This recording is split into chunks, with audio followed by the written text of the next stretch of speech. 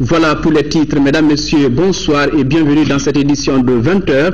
Tout d'abord, le Conseil des ministres s'est réuni en session ordinaire ce mercredi dans sa salle de délibération au palais de Koulouba sous la présidence du Premier ministre, chef de gouvernement Moussa Mara. Après examen des points inscrits à l'ordre du jour, le Conseil a adopté des projets de texte et procédé à des nominations. Dans ce studio, avec moi, Ibrahima Djambele. Ibrahima, bonsoir. Bonsoir Amadou Sankaré. Avec vous, le contenu de ce communiqué. Tout à fait, mesdames et messieurs, bonsoir. Comme d'habitude, nous commençons par le chapitre des mesures réglementaires sur le rapport du ministre des Affaires étrangères, de l'intégration africaine et de la coopération internationale. Le Conseil des ministres a adopté un projet d'ordonnance autorisant la ratification du traité de Marrakech visant à faciliter l'accès des aveugles, des déficients visuels et des personnes ayant d'autres difficultés de lecture des textes imprimés aux œuvres publiées adoptées à Marrakech le 27 juin 2013. Le traité de Marrakech a été adopté dans le cadre de la mise en œuvre des dispositions de la Convention des Nations Unies relative aux droits des personnes handicapées. Il vise à lever les obstacles préjudiciables au plein épanouissement des déficients visuels, notamment ceux qui limitent leur jouissance du droit à l'éducation, la possibilité de faire de la recherche et leur liberté d'expression, y compris la liberté de demander, de recevoir et de communiquer des informations et des idées sur un pied d'égalité avec les autres en recourant aux moyens de communication de leur choix.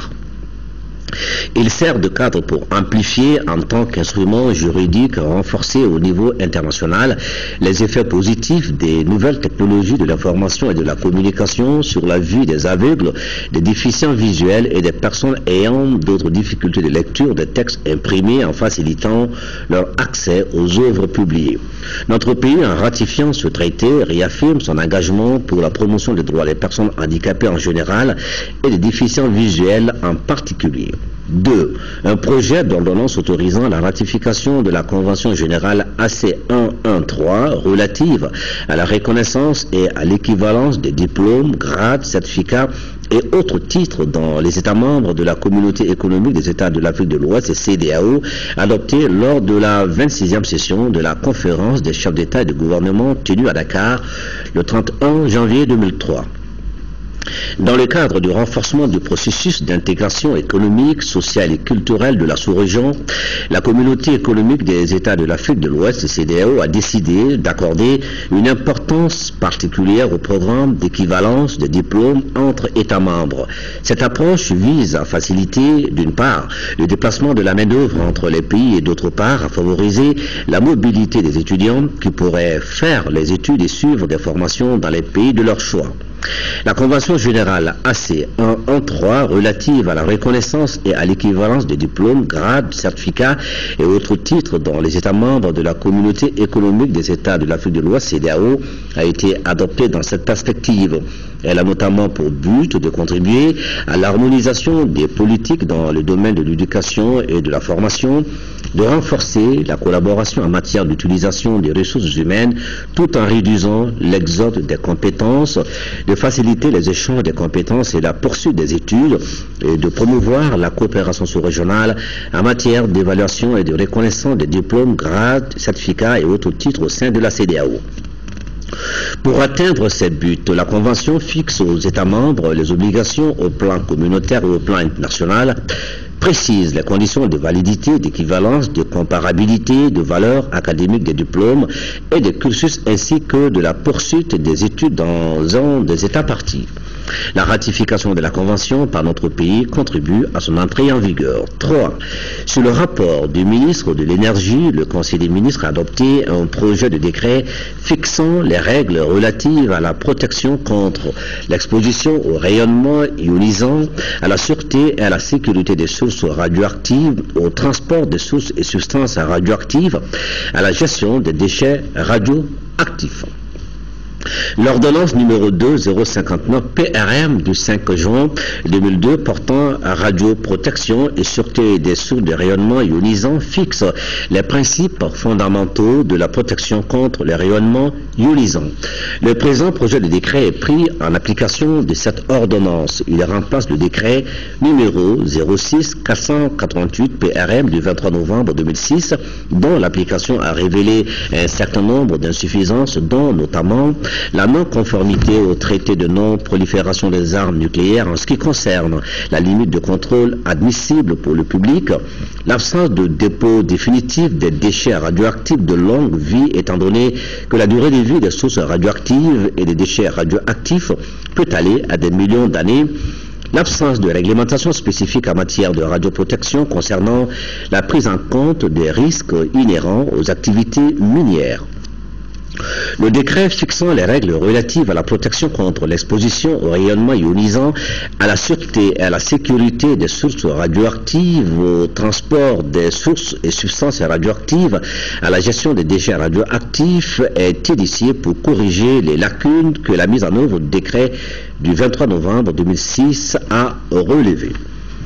Maintenant, au chapitre des mesures individuelles, le Conseil des ministres a procédé aux nominations suivantes au titre de la primature: contrôleur des services publics, M. Mohamed Sida Diko, magistrat, M. Lansine Doumbia, inspecteur des services économiques. Au titre du ministère de l'Éducation nationale, inspecteur général en chef, M. Mamadou Keita, maître de conférence, inspecteur général en chef adjoint, M. Amadou Togora, professeur principal de l'enseignement secondaire. Inspecteur généraux, Madame Fadimata Maïga, professeur d'enseignement secondaire. Monsieur Sidi Mokhtar Berté, professeur d'enseignement secondaire. Monsieur Bakari Koulibaly, maître assistant. Monsieur Baba Barasso Sako, professeur d'enseignement secondaire. Monsieur Paul Diakité, professeur d'enseignement supérieur. Monsieur Djelimakan Diabaté, directeur de recherche. Monsieur Ibrahim Diakité, maître assistant. Monsieur Madame Sitan Foulé Kanta, professeur d'enseignement secondaire. Monsieur Sekou Diabaté, maître de conférence. Monsieur Daouda Sako, maître de conférence. Monsieur Suleiman Ouologem, professeur d'enseignement secondaire. Monsieur Kenekou Di Barthélémy Togo, directeur de recherche. Monsieur Nuhou Kone, professeur d'enseignement secondaire. Monsieur Namouri Sidibé, professeur d'enseignement secondaire. Monsieur Mohamed Sida Maïga, professeur d'enseignement supérieur. Monsieur Denis Dougnon, maître de conférence. Monsieur Zanga Dao, professeur d'enseignement technique. Monsieur Oumarou Mamari Kayo, ingénieur électromécanicien. Monsieur Diomo Sissé, ingénieur d'agriculture et du génie rural. Madame Néné Diakité, professeur d'enseignement secondaire. Monsieur Adama Traoré, professeur d'enseignement secondaire. Monsieur Moussa Traoré, professeur d'enseignement secondaire. Monsieur Abdoul Karim Diara, professeur d'enseignement secondaire. Monsieur Nambala Kanté, maître de conférence. Monsieur Abdoulaye Salou Diko, professeur d'enseignement secondaire. Monsieur Sidi Bekaï Sokona, maître de conférence. Monsieur Fayera Sissoko, professeur d'enseignement secondaire. Monsieur Madame Sengaré Salimata Maïga, professeur d'enseignement supérieur. Monsieur Badje Djourté, maître de conférence au titre du ministère de l'Emploi et de la formation professionnelle, directeur général de l'Agence nationale pour l'emploi, ANPE. Monsieur Harouna Modibo Touré, économiste. Amadou Sankari. Merci Ibrahima Diambélé pour la lecture de ce communiqué. Cela dit, je vous le disais dans les titres, la 69e Assemblée générale des Nations Unies est ouverte ce matin à New York. Elle se tient autour du thème élaborer et concrétiser un programme porteur de transformation pour l'après 2015. Ce rendez-vous annuel des dirigeants du monde aborde aussi plusieurs questions d'actualité, notamment la lutte contre le terrorisme et le virus Ebola. La rencontre mobilise une centaine de chefs d'État et de gouvernement, dont le président de la République, Ibrahim Boubacar Keïta.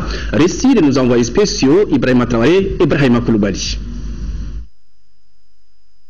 New York accueille la 69e Assemblée générale des Nations Unies. Les débats sont placés cette année sous le thème « Élaborer et concrétiser un programme de développement porteur de transformation pour l'après 2015 ». Ils seront axés sur l'expiration prochaine de la date butoir de 2015 pour la réalisation des objectifs du millénaire pour le développement et l'agenda de développement post-2015. Le secrétaire général de l'ONU salue les avancées notoires. Ban Ki-moon indique que le travail doit continuer pour promouvoir les objectifs clés. à savoir l'éducation, la santé, l'autonomisation des femmes ou encore la promotion de la participation publique à la gouvernance. À cette 69e session de l'Assemblée générale des Nations unies, les débats porteront également sur quelques sujets d'actualité à travers le monde. Les dirigeants parleront d'abord paix et sécurité, notamment la lutte contre le terrorisme. Le Sahel et particulièrement le nord du Mali restent frappés par cette crise sécuritaire qui menace tous les continents et le président de la République ne manquera pas de solliciter davantage le soutien de la communauté internationale pour pacifier et stabiliser le septentrion malien. Le monde entier est aussi préoccupé par le virus Ebola. Une solidarité agissante est annoncée en faveur des pays touchés par la maladie. Les échanges porteront enfin sur des sujets comme l'immigration clandestine et la lutte contre la pauvreté. L'épouse du président de la République et ses sœurs d'Afrique présentes à New York ont renforcé leurs capacités en matière de santé de la femme, de la jeune fille et de la lutte contre le VIH-Sida en marge de la 69e session ordinaire de l'Assemblée générale de l'Organisation des Nations Unies. Elles étaient réunies mardi en atelier à la Fondation Ford sur initiative de leurs partenaires. Une occasion pour elles de faire un bilan des acquis, identifier les faiblesses et élaborer un plan d'action pour vaincre le sida sur le continent. Le point avec Ndesisoko et Dembawan. Les premières dames africaines ont toujours fait de la lutte contre le VIH-Sida, la mortalité maternelle et infantile, leur combat de tous les jours, notamment à travers leur organisation OPDAS qui lutte contre le VIH-Sida. Pour vaincre la maladie d'ici 2030, l'épouse du président de la République, Keïta Aminata Maïga, et ses sœurs ne ratent aucune occasion pour en apprendre davantage sur les méthodes à mettre en avant pour plus d'efficacité. Ici, à New York, en marge de l'Assemblée générale des Nations unies, elles ont bénéficié d'un important atelier organisé à la Fondation Ford par ONU-SIDA, l'IPPF et le groupe Aléré, spécialisé dans la prévention des maladies infectieuses. En matière de lutte contre le VIH-Sida et de santé de la reproduction ou encore de réduction de la transmission mère-enfant du VIH-Sida, l'implication des premières dames est essentielle, car leur engagement peut influencer les actions dans leurs pays respectifs. L'atelier a été suivi d'un déjeuner de travail qui a été l'occasion de faire le point des recommandations de l'OPDAS. Nous réaffirmons notre engagement individuel ainsi que celui de notre organisation à maintenir le plaidoyer en faveur d'une réponse pérenne à ces épidémies, y compris l'élimination de la transmission du VIH de la mère à l'enfant, la réduction accélérée de la mortalité maternelle, néonatale et infantile. Lançons un appel à l'Union africaine et au comité de haut niveau. Des chefs d'État est clairement stipulé dans les premières priorités des objectifs post-2015 la nécessité d'éradiquer du continent le VIH et le sida, la tuberculose, le paludisme et le cancer du col, de l'utérus, tout en assurant l'amélioration de la santé maternelle, néonatale et infantile d'ici 2030. Keïta Aminata Maïga et ses sœurs ont également eu droit à des exposés sur les avancées enregistrées dans la lutte contre le sida, suivies de questions-réponses. Les premières dames d'Afrique jouent un double rôle dans la réussite des actions menées en la matière, au niveau local à travers l'engagement public et au niveau législatif à travers un plaidoyer de haut niveau. Une double mission qu'elles assument avec succès selon leurs partenaires stratégiques de toujours, ONU-SIDA. D'ailleurs, en guise d'encouragement, l'organisation leur a remis un prix dénommé Fashion for Development, distinction remise à la présidente de l'OPDAS, Inda Debi Itno, qui a invité ses sœurs à rester au devant de la scène pour un continent sans sida. Nous restons avec Madame Keïta Aminata Maïga qui a rencontré aujourd'hui la première dame de la Turquie, Emil Erdogan. Les deux premières dames ont abordé plusieurs sujets allant de la scolarisation de la jeune fille, de la santé maternelle et infantile, mais aussi de la lutte contre le VIH-Sida. Les points de la rencontre avec Ndesisoko et Dembawan. Depuis plusieurs années, le Mali et la Turquie œuvrent à la dynamisation de la coopération bilatérale et cela dans différents domaines. Comme on le dit, l'union fait la force. Aujourd'hui, les premières dames de ces deux pays ont décidé de regarder dans la même direction pour le bonheur de leurs populations respectives, notamment des femmes et des enfants. Profitant de leur séjour à New York dans le cadre de la 69e session ordinaire de l'Assemblée générale des Nations unies, Emin Erdogan et Keïta Aminata Maïga se sont rencontrés pour échanger sur les possibles volets de partenariat qu'elles pourraient mettre en avant. Un premier entretien qui s'est avéré prometteur. C'est une sœur, c'est une amie, donc j'étais vraiment très heureux de pouvoir l'accueillir et de faire sa connaissance ici. Nous avons des liens entre les deux pays qui remontent à très très loin et nous sommes très heureux d'être ensemble, très heureuses d'être ensemble. Nous venons de faire connaissance, mais nous allons rattraper maintenant le temps perdu. Nous allons beaucoup travailler main dans la main pour aider au développement du Mali. Nous allons continuer à œuvrer ensemble. Et nous serions très heureuses de l'accueillir très rapidement, le plus rapidement possible dans notre pays. İnşallah bunu telafi edeceğiz. Birlikte güzel çalışmalar yapacağız inşallah Mali'nin. Vraiment, ce sont des sujets de coopération entre leur fondation et également mes activités au Mali, notamment l'ONG, portant essentiellement sur l'éducation, le système d'éducation. Et je pense qu'elle vous a tout dit, on s'est très bien compris. Et je voudrais profiter de votre micro pour encore la remercier de toute cette attention. J'ai été vraiment touchée, je suis très émue et je dis que Dieu la protège. Les deux premières dames ont ensuite échangé des cadeaux de leurs pays respectifs. Keïta Aminata Maïga a offert du bogolan et un médaillon à sa sœur qui, à son tour, lui a remis un objet à double fonction, miroir et ornement mural. Elles ont promis de se retrouver très bientôt pour mettre en marche cette nouvelle collaboration. L'otage français enlevé en Algérie, Hervé Gourdel, a été tué. Ses ravisseurs l'ont affirmé aujourd'hui dans une vidéo depuis New York où il prend part aux travaux de la 69e session de l'Assemblée générale des Nations unies. Le président François Hollande a confirmé l'assassinat de l'otage. Le chef de l'État français a réaffirmé la fermeté de la France à l'égard des groupes extrémistes. Une enquête a été ouverte à Paris pour assassinat en lien avec une entreprise terroriste. Voilà, l'otage français enlevé en Algérie, Hervé Gourdel, a été tué aujourd'hui.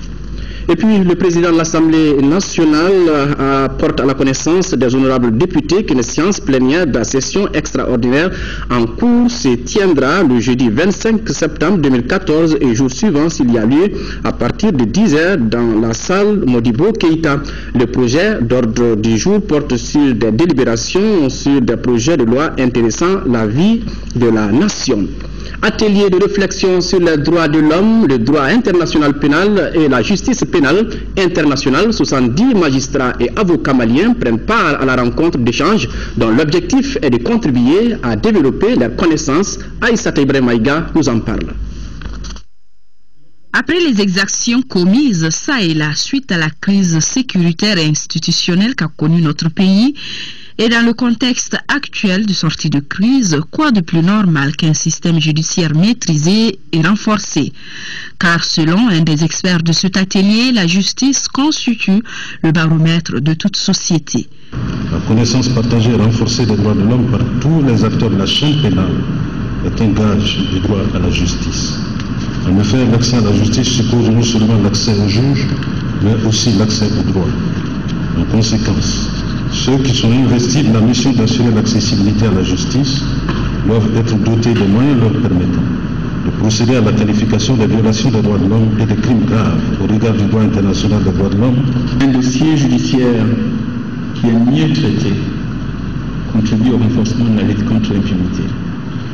Une erreur judiciaire peut conduire à l'entretien, au maintien du climat à l'impunité.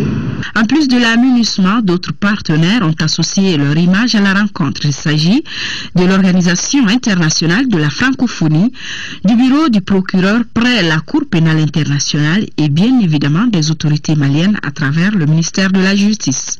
Il va surtout falloir prendre conscience du fait que les enquêtes devant la Cour pénale internationale ne vont vraisemblablement se concentrer que sur quelques personnes de très très haut rang qui ont les plus hautes responsabilités dans les crimes commis et que vraisemblablement il y aura derrière toute une série d'autres cas qui relèveront des juridictions maliennes et qu'il faut bien comprendre le lien qu'il peut y avoir entre les uns et les autres.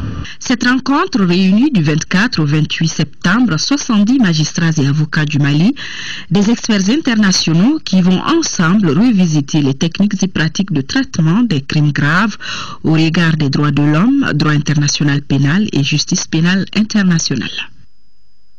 Justice toujours, bientôt la Cour pénale internationale ouvrira ses bureaux au Mali pour juger les auteurs de crimes et violations des droits de l'homme commis lors de la double crise politico-sécuritaire que notre pays a connue.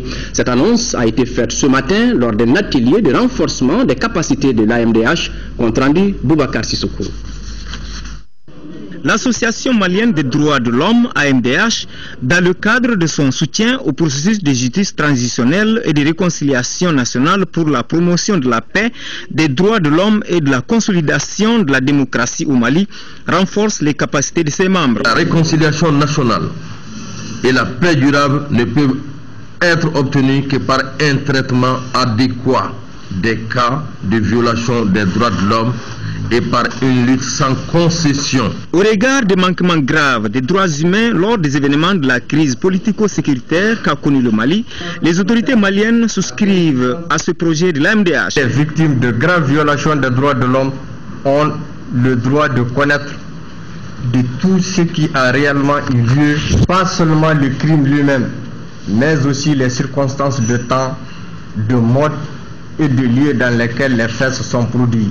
Des crimes qui ne resteront pas impunis. Bientôt, les bureaux de la Cour pénale internationale CPI seront ouverts à Bamako. Le 16 janvier 2013, Madame le procureur de la CPI a ouvert des enquêtes.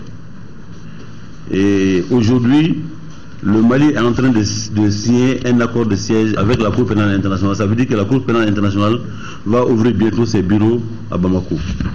Ce séminaire est donc opportun. Il permettra aux membres de l'AMDH de participer efficacement au processus de justice transitionnelle et de réconciliation.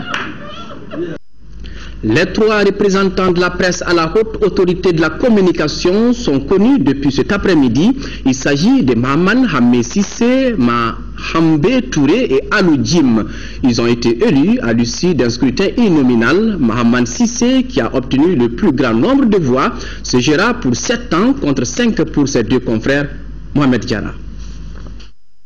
Mahaman Hamé Sissé du groupement patronal de la presse écrite, Mabé Touré du GEPAC et Alou Jim de l'URTEL, c'est le tiercé gagnant du vote pour la désignation des représentants des organisations professionnelles des médias à la haute autorité de la communication.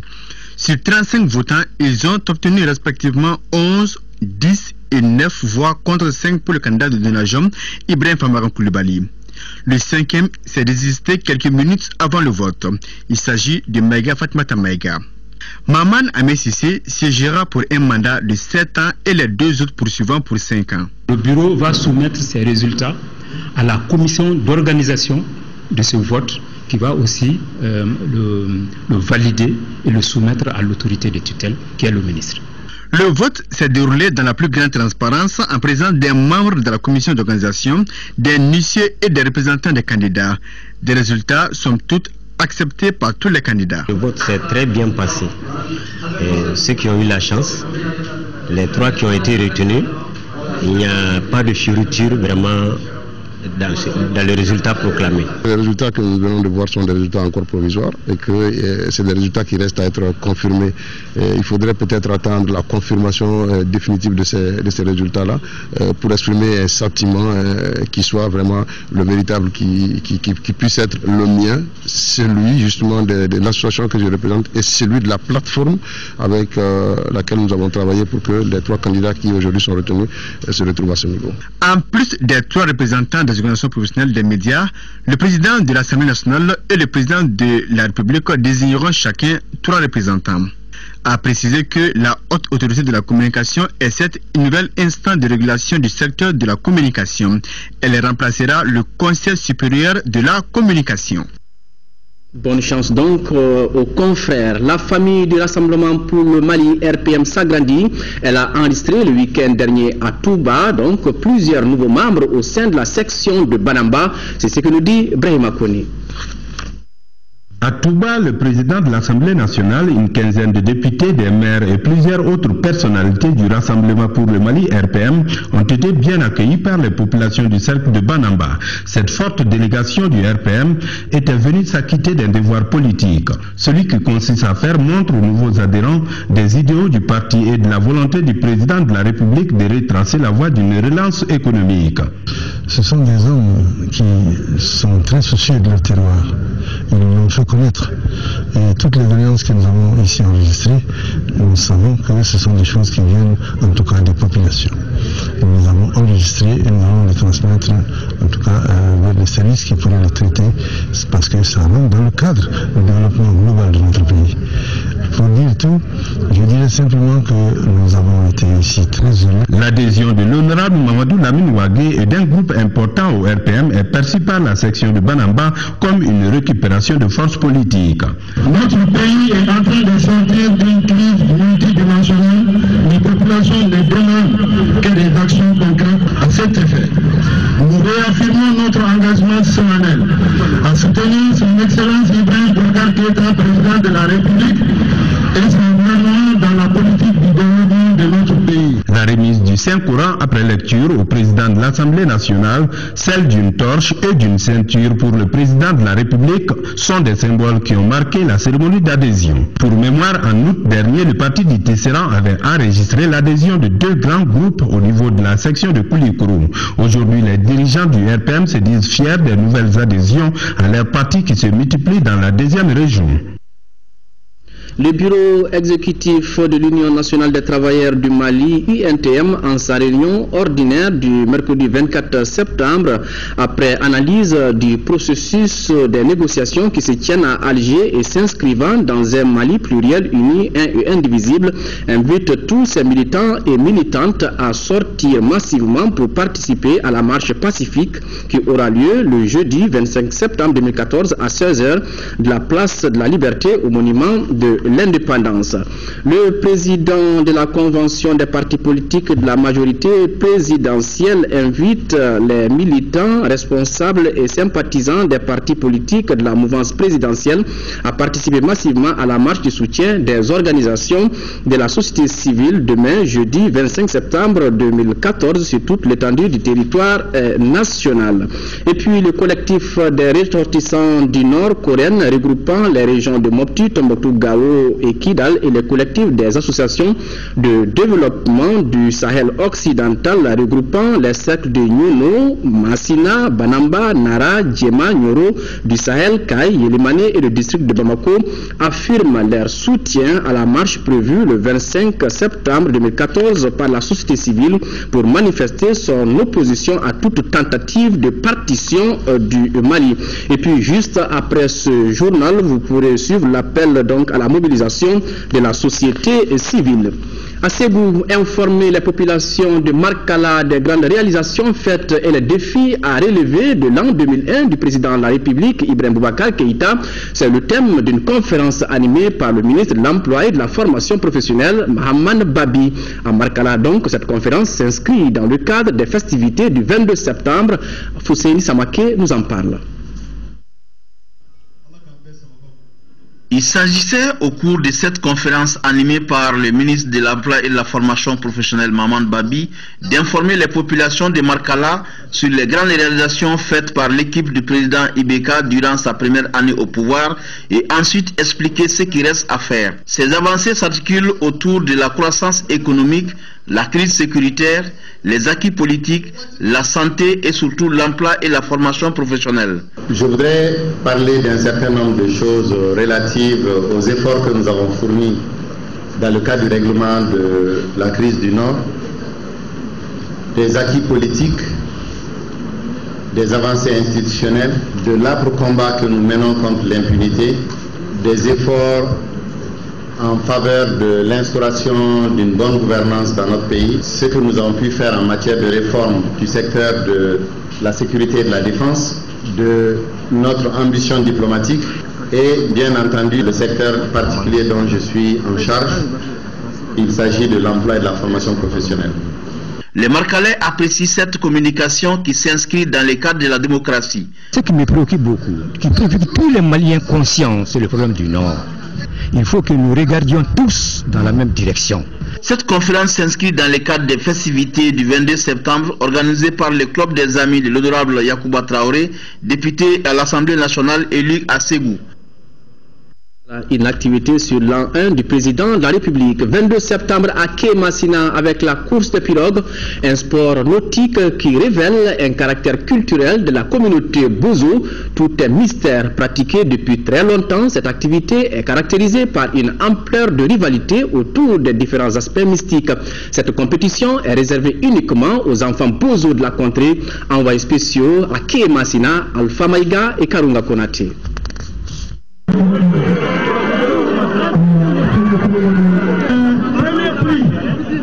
Et c'est le village de Mérou qui emporte ainsi le trophée. Sur une distance de 3 km, 5 villages en compétition ont pris le départ. Dans une pirogue de 35 mètres de long, sur 1,5 m de large, se trouvent 35 jeunes. Donc les pirogues sont confectionnées pendant une année donnée par une famille spéciale. Et les différents villages cotisent pour aller acheter à des coûts de millions ces pirogues-là. Et cette famille Vilankoro de nous Bozo, ils sont la seule famille spécialisée pour la confection parce que c'est eux qui détiennent le secret de la confection des courses de pirogues depuis les temps immémoriaux. Sur la berge, dans les rangs des spectateurs, on se livre à des prières, des incantations. On implore les ancêtres. De l'autre côté, dans la pirogue se trouvent des pouvoirs mystiques.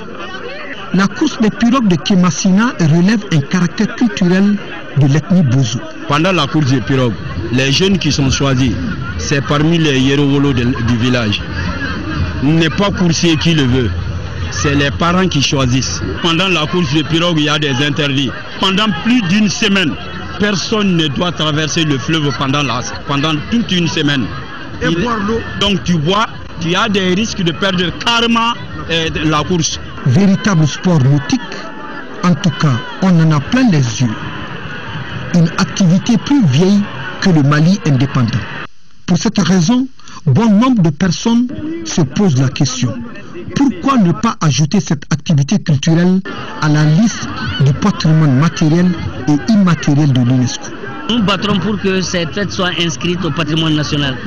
Nous rencontrerons personnellement la dame chargée de la culture et nous verrons qu'est-ce qu'il y a lieu de faire par rapport à ça. Et au niveau de l'Assemblée aussi, nous nous battons pour que cela soit. Massina, c'est ce vaste et célèbre territoire dont la configuration géographique s'étend jusqu'au cercle de Ténenkou.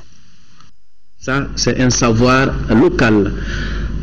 C'est autour d'un cocktail que la communauté malienne vivant à Addis Abeba s'est retrouvée ce lundi 22 septembre 2014 pour commémorer le 54e anniversaire de l'indépendance du Mali. Pour l'occasion, le personnel diplomatique et les Maliens vivant en Éthiopie, essentiellement constitués des fonctionnaires internationaux, se sont joints à l'ambassadeur Boubacar Gouroudial pour célébrer l'événement dans la sobriété et la convivialité. Dans son adresse, l'ambassadeur Dial a rappelé les dures épreuves traversées par notre pays pendant les événements de 2012. Il a aussi évoqué certains sujets importants soulignés par le président de la République dans son adresse à la nation. Il s'agit notamment de la poursuite du dialogue social, de la situation des femmes et des jeunes, du retour des réfugiés ou encore de l'adoption du programme gouvernemental 2013-2018 en vue d'une véritable transformation économique et sociale de notre pays. Le Mali poursuit son chemin, faisant certes face à de nombreux défis, notamment l'épineuse question du retour de la paix et de la sécurité dans les régions du nord du pays, a-t-il souligné. Il a conclu en remerciant vivement le gouvernement et le peuple éthiopien pour leur généreuse hospitalité. Je vous le disais dans les titres, il se distingue sur les chantiers de développement, mais aussi, surtout dans le domaine militaire, qui est sa vocation première. Il s'agit du service de génie militaire, créé le 12 octobre 1964 et érigé en service central, doté d'une direction générale en 1991. Le génie militaire est spécialisé dans le déminage. Il intervient aussi dans le domaine humanitaire. Gros plan sur ce service bâtisseur qu'est le génie militaire, c'est les missions et son importance dans l'architecture des forces armées et de sécurité du Mali. C'est un dossier signé Mohamed Diarra. L'armée malienne n'est pas seulement une armée de combat, elle est aussi un véritable outil de développement économique et social au service de la nation. La preuve, c'est bien le génie militaire dont la devise est construire, parfois détruire, toujours servir. Construire, ça veut dire nous sommes là pour réaliser. On va réaliser des groupes, des ouvrages, des bâtiments. Ça, c'est construire. Détruire, c'est en cas de besoin. On doit aller par exemple à Gao. Le pont de Gao, il faut le détruire pour retarder l'ennemi. On détruit. On peut détruire un ouvrage que nous avons construit pour aider notre troupe à avancer ou pour retarder l'ennemi. Ce rôle, le génie l'a bien joué pendant les opérations de libération du territoire national. Quand il y a eu la libération des villes martyrs de Kona et de Djabali, donc il y a eu des éléments du génie qui ont participé au nettoyage de ces villes martyrs, appuyés par des partenaires des Nations Unies, notamment UNMAS, le service des Nations Unies pour la lutte anti-mine. Ils avaient procédé d'abord à la formation de nos éléments et ils les ont appuyés sur le terrain pour la dépollution de ces zones-là, pour la protection des civils, des familles des militaires. Les militaires savent ce que c'est qu'une arme, ce que c'est qu'une grenade. Mais les civils ne le savent pas. Il fallait enlever tout ce qui reste de guerre sur place. Des munitions non explosées, des grenades non explosées, des obus non explosés. Et ils sont partis accompagnés de ces partenaires-là. Ils ont procédé d'abord à la détection de ces engins de guerre, à la destruction sur la lieu, au nettoyage après. Le génie militaire est sollicité sur les grands chantiers de développement. À cet effet, il participe à la conception et à la réalisation des ouvrages. C'est bénéfique pour l'armée malienne. Parce que je pense qu'il y a des terrains qui sont impraticables avec les travaux qu'ils font là. L'armée peut avoir accès à certaines villes, à certains villages. Je pense qu'ils sont c'est primordial quand même, le génie militaire pour une république comme le Mali. On a vraiment besoin. C'est des hommes en âme, ils ont besoin souvent des épreuves physiques. Donc en mettant en place, en leur donnant ces genres de rôles-là pour s'occuper un peu des infrastructures de la nation, je pense que c'est essentiel. C'est essentiel, ça permet aussi à l'armée d'apporter un point essentiel à la construction de la nation. En somme, le génie militaire participe au développement économique, social et culturel du pays. Les usagers de la route Kaye-Dakar se souviennent encore du travail titanesque accompli par le génie militaire pendant la rénovation du pont de Kaye. On a été commis par le ministère de l'équipement.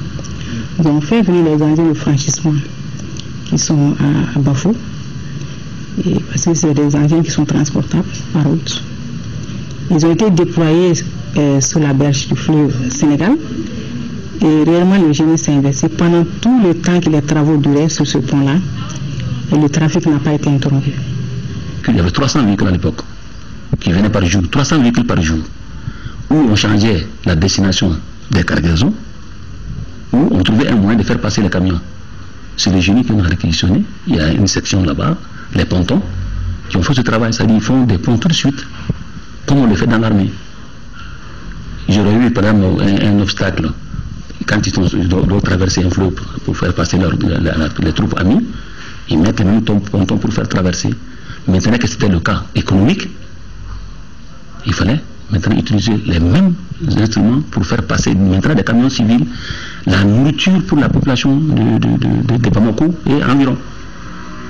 Parce que ça venait du port de Dakar. On avait 300 véhicules par jour. Les usagers de la route de l'espoir Douanzan-Tombouctou doivent aussi leur salut au génie militaire. Les aéroports de Kaye et de Sévaré ont aussi été réalisés par le génie militaire. Il en est de même pour le boulevard de l'indépendance de Bamako. Outre ces actions, le génie militaire intervient aussi dans l'assistance humanitaire. Le génie intervient dans l'action humanitaire dans le cas où le civil est carent, où sécuritairement c'est impossible. Un exemple par exemple.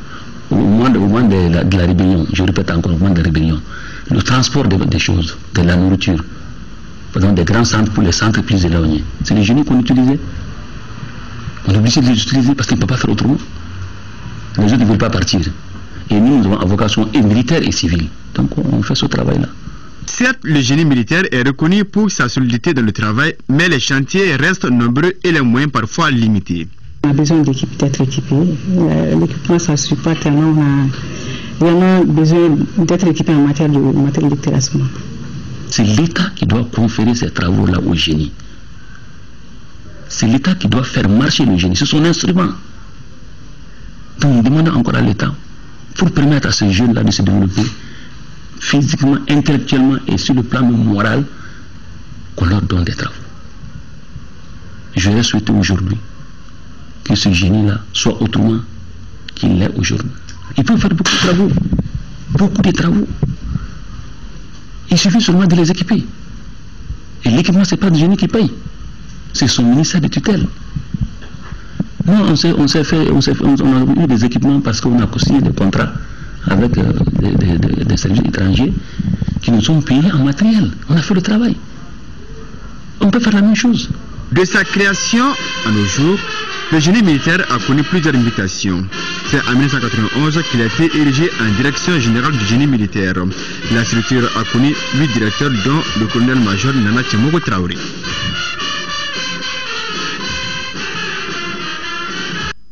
Et puis dans vos kiosques, ce numéro spécial du journal Le Challenger, vous y trouverez le discours du 22 septembre 1960 du président Modibo Keïta, le père de l'indépendance, et les recettes du président de la République Ibrahim Boubacar Keïta dans le cadre de la réconciliation nationale et plusieurs autres sujets intéressant la vie de la nation. Donc un numéro spécial du journal Le Challenger.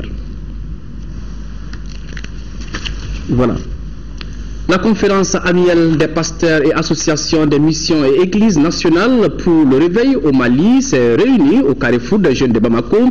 C'était en présence des autorités administratives, politiques et religieuses de notre pays. Le thème retenu est le Mali, un peuple, un but, une foi. Ensemble, nous sommes un peuple. Laurent Diakité, compte rendu. L'hymne national du Mali, les chants et prières, les témoignages et interventions ont marqué la conférence annuelle des pasteurs et associés des missions et églises nationales pour le réveil au Mali, car la religion est le ciment de l'unité nationale. Dans son discours de bienvenue, le pasteur Mathieu Fané a dit que tous les dons que Dieu fait à l'église sont pour le bonheur et le salut du peuple. Pour la société civile, le Mali a aujourd'hui besoin de paix. Le représentant du ministère des Affaires religieuses et du culte a souhaité plein succès au collectif Amen Réveil dans son ministère. L'enseignement que vous allez donner à travers ces thèmes pour que l'unité, et toujours l'unité des citoyens, toujours l'unité dans les foyers, toujours l'unité dans les églises, car sans unité, il n'y aura pas de paix. Et le pouvoir est une condition de la paix et de l'ordre. La conférence annuelle des pasteurs et associés des missions et églises nationales s'est achevée par cette bénédiction en rapport avec le thème « Que Dieu bénisse le Mali, son peuple et ses autorités. Un peuple, un but, une foi. Ensemble, nous sommes un peuple. » Le comité d'orientation stratégique du programme d'appui à la croissance économique et promotion de l'emploi stimulé par le secteur privé a tenu ce jeudi sa première session ordinaire. Les acteurs et partenaires du programme se sont penchés sur les différents documents afin de permettre le démarrage des activités de la composante 2 du programme. C'est ce que nous dit Mouhoum Sissoko. Le rapport d'identification du premier bloc des infrastructures à réaliser, le plan opérationnel 2014-2015 et le projet de budget des activités planifiées. C'est en somme le menu de la première rencontre de ce comité d'orientation stratégique sur la composante 2 du programme d'appui à la croissance économique et promotion de l'emploi stimulé par le secteur privé PACEPEP. Les infrastructures à réaliser identifiées par le secteur privé s'intégreront dans les plans stratégiques de développement dans les zones d'intervention du programme que sont les régions de Ségou, Sikasso, Mopti et le district de Bamako. La mise en œuvre de la composante 2 est confiée au ministère du Développement rural à travers la Direction nationale du génie rural. Aussi voudrais-je vous inviter à une analyse critique et minutieuse des différents documents produits par l'équipe de mise en œuvre du programme et qui sont soumis afin de donner un quitus pour le démarrage effectif de la phase de réalisation des projets retenus au compte du premier bloc des infrastructures. Le PACEPEP s'inscrit dans la logique des objectifs du cadre stratégique pour la croissance et la réduction de la pauvreté, CSCRP, et de la loi d'orientation agricole. Le programme vise à accroître la productivité et réduire la pauvreté en milieu rural. L'ONG internationale Alliance pour une révolution verte en Afrique, AGRA, en partenariat avec l'ONG nationale Mission Sahel et la direction régionale de l'agriculture, viennent d'effectuer une visite dans la région de Sikasso. Le but de cette tournée était de constater les réalisations du projet dans le cadre du renforcement des capacités techniques et entrepreneuriales des producteurs et fournisseurs d'intrants agricoles. Envoyés spéciaux, Youssouf Diara, Lamine Keïta. Mis en œuvre pour une période de 3 ans, 2012-2015, le partenariat entre l'Alliance pour une Afrique verte en Afrique, AGRA, et Mission Sahel a permis d'obtenir des résultats satisfaisants.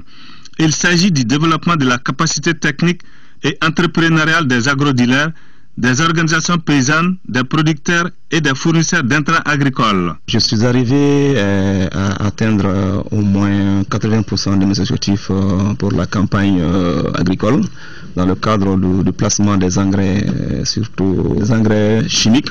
Donc dans le cadre aussi de la vente des herbicides, je suis aussi satisfait parce que j'ai eu des partenaires à travers AGRA et Mission du Sahel. La nouvelle méthode champ-école producteur a permis aux paysans du village de Kansasso, dans le cercle de Sikasso, d'apprendre des bonnes pratiques agricoles. Dans le champ-école, c'est les méthodes de GIPD qui sont appliquées. C'est la gestion intégrée de la production et des déprédateurs. Ça veut dire que par moment, les producteurs passent dans les champs pour faire des observations. Donc pour voir l'évolution, vraiment la croissance et le développement des plants. À l'issue de la visite de terrain, le directeur des missions Sahel et les représentants de AGRA Mali se sont dit satisfaits des résultats obtenus. Ces paysans-là sont devenus des experts en termes de GIPD. Cette technique-là est maîtrisée par l'ensemble des membres de l'équipe qui constituent vraiment ces champs-écoles-là. Partout où on a été, on a constaté effectivement cette année, grâce à l'appui de Mission Sahel et leurs différents partenaires, les paysans ont pu avoir facilement accès aux différents intrants. Et à travers les différentes visites des champs-écoles, vraiment on est très satisfaits. Les autorités régionales se sont régies de cet accompagnement des ONG AGRA Mali et Mission Sahel. Le village de Sousoula, dans la commune rurale de Koloning, cercle de Koutiala, a désormais son centre culturel et des foyers lumineux. D'éclairage public, l'inauguration de ces réalisations a donné lieu à une grande mobilisation et des réjouissances populaires. Reportage Fatoumata Diallo. C'est dans une véritable liesse populaire que les habitants de Sousoula, dans la commune rurale de Kolonigué, ont réceptionné leur éclairage et leur espace culturel baptisé Centre Mamadou Dambélé. Ces équipements, dotés de commodités requises, sont le fruit de la conjugaison des efforts des communautés bénéficiaires et des natifs de la localité résidant à Bamako. En tant que Soussoulais, je me dois d'apporter une contribution au développement économique, social et culturel de Sousoula. C'est difficile d'estimer le coût parce que les populations ici ont contribué en amenant de la latérite, en amenant du sable, donc tout le monde s'y est mis. Ce geste vient une fois de plus agrandir la liste des appuis de M. Dambélé dans les domaines de l'éducation, de la santé, pour ne citer que cela. Un devoir de patriotisme qui lui a d'ailleurs valu un accueil des plus chaleureux au village. Quant à la question d'entretien des précieux outils, des dispositions pratiques sont déjà prises pour y faire face.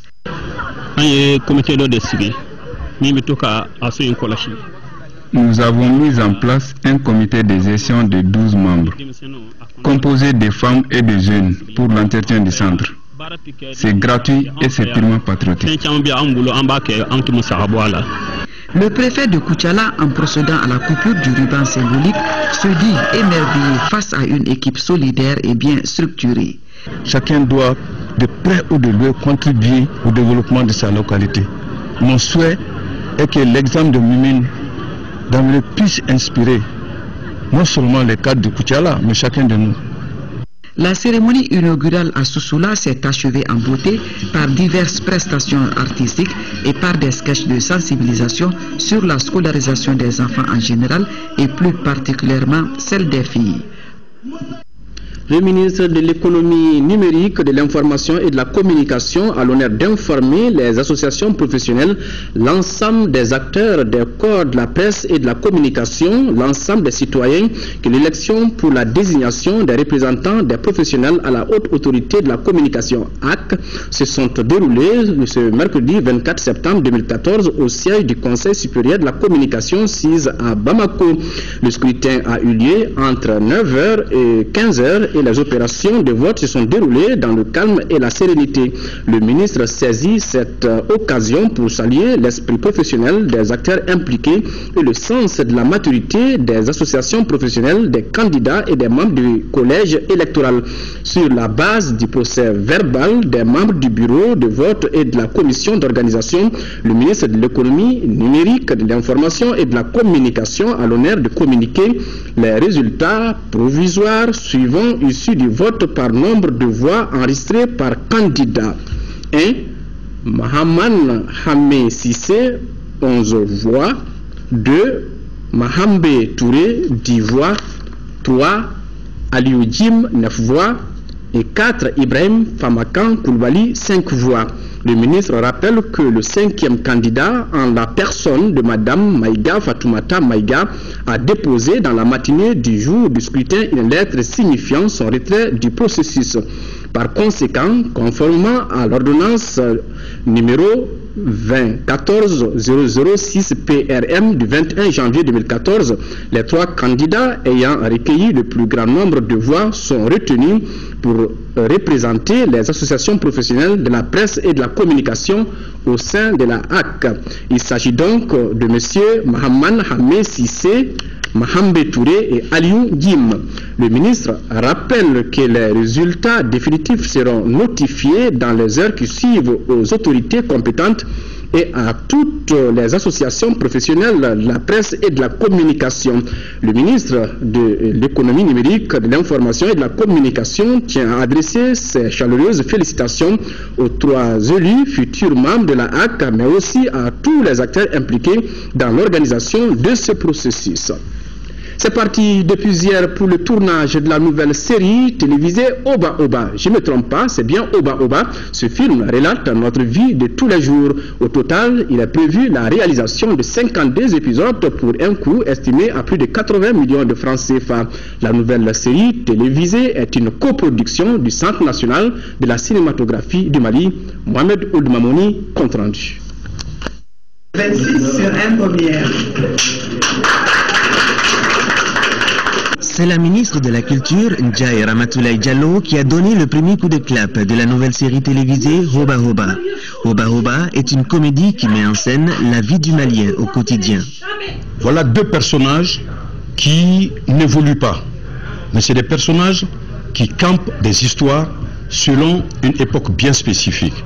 C'est pourquoi vous retrouverez au fil des épisodes qui sont indépendants les uns des autres. C'est déjà, chaque épisode est bouclé, c'est une histoire terminée et bouclée.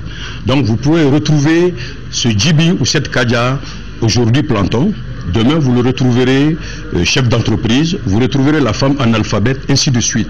Parce qu'ils se transportent dans des familles. C'est un peu ça, Oba Oba. Alors, Djibi, donc tu fais épouser Sali, c'est ça? Hein? Tu veux épouser Sali? Oui, mais ça c'est déjà réglé là. Tu veux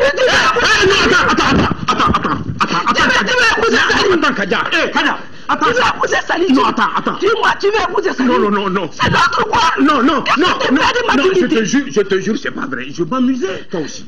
Le sitcom Oba Oba est composé de 52 épisodes, dont 24 déjà réalisés. Il devra coûter au Centre national de la cinématographie du Mali et à l'Office de radio-télévision du Mali plus de 80 millions de francs CFA. Ces 2 structures entendent à travers ce projet apporter un nouveau souffle au secteur cinématographique. C'est une histoire de passion entre le directeur général de l'ORTM Bali et moi. Parce qu'on s'est dit réellement il faut que la production malienne sorte de ce chemin-là. Il faut professionnaliser le secteur. Il y a très longtemps qu'on réfléchit autour de cela, mais bon, c'est maintenant que Dieu a voulu que les choses se fassent comme ça. Donc Bali a bien voulu apporter sa contribution pour le financement de cette série. Une volonté de leur thème, c'est de faire en sorte que les productions nationales occupent de plus en plus de place dans notre grille. Et cela, c'est un défi que nous, hors thème seuls, nous ne pouvons pas relever. Donc il faut miser sur les structures de production. C'est pourquoi nous nous sommes appuyés sur le CNCM pour produire cette série-là qui parle des préoccupations quotidiennes des Maliens. Le sitcom Hoba Hoba, c'est à suivre sur leur thème dans 2 mois, ont assuré les responsables du projet. Moi, je vais épouser Sali et puis nous allons emménager dans notre nouvelle concession à Sénou. Ça sera la belle vie là-bas. Avec ce couteau, on cède vite. Il faut préciser que c'est une coproduction du Centre national de la cinématographie du Mali et l'ORTM. Autres artistes afro-basket des moins de 18 ans, c'est des artistes également. Le Mali s'est qualifié pour la finale après sa victoire 55-41 face au Mozambique. Nos basketteuses joueront samedi la finale contre les Égyptiennes victorieuses de l'Algérie 67-48. C'est la fin de cette édition. Au nom de l'ensemble de la rédaction, merci de votre aimable attention. Demain 10h-13h, vous avez rendez-vous avec Mohamed Touré. S'il plaît à Dieu, je serai là pour les éditions du soir. Au revoir et qu'Allah bénisse le Mali.